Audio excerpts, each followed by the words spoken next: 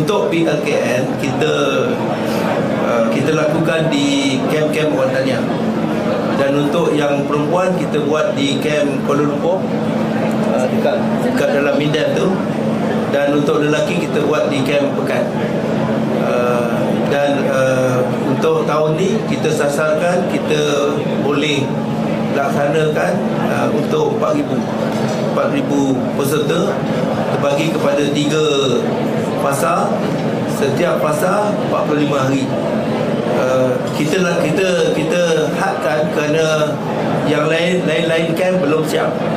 Tetapi untuk IPT dia akan buat perintis tahun ni, terutamanya di Universiti Pendidikan Sultan Idris dan beberapa politeknik, dan melibatkan 6,000.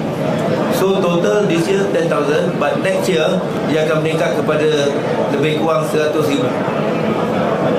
Watania total kita about 25, 75 all the IPT. So every year minimum of 100